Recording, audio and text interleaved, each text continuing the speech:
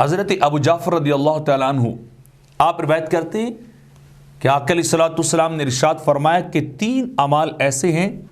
جو ابن آدم کے لیے بڑے ہی مشکل ہیں۔ انسان کے لیے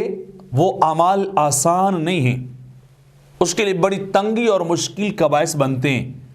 تو میرے آقا علیہ الصلوۃ والسلام نے ارشاد فرمایا ان میں سے پہلا عمل بندے کا اپنے ساتھ انصاف کرنا ہے،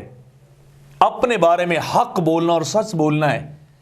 کیونکہ انسان ساری دنیا کے ساتھ انصاف کر لیتا ہے لیکن جب اپنی باری آتی ہے تو کہیں نہ کہیں غلط بیانی سے کام لیتا ہے، ڈنڈی مار جاتا ہے، اپنے بارے میں کچھ نہیں کہتا، اپنے بارے میں لوگوں کو غلط بیان کرے گا اور دوسروں کی باری آئے گی تو بڑا حق اور سچ کو بیان کرے گا۔ تو میرے آقا فرماتے ہیں اپنے ساتھ انصاف کرنا یہ انسان کے لیے بڑا مشکل کام ہے۔ اور دوسرا کام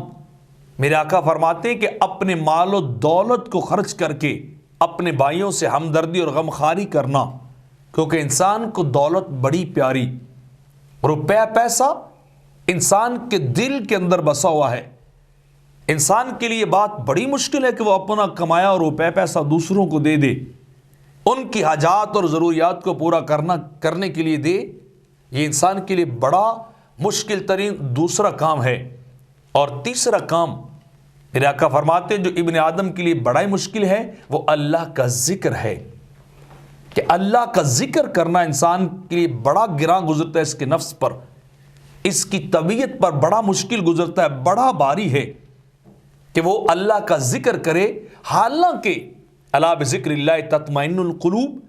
دلوں کو اطمینان تو اللہ کی یاد اور ذکر سے ملتا ہے، لیکن یہی کام انسان کے لیے مشکل ترین ہے۔ تو یہ 3 کام ایسے ہیں جو ابن آدم کو بڑے مشکل لگتے ہیں، بڑے بھاری اور جوکھن والے لگتے ہیں، لیکن یہ تینوں کام انسان ابن آدم کی بلائی اور نجات اور شفاعت کا ذریعہ بھی ہیں۔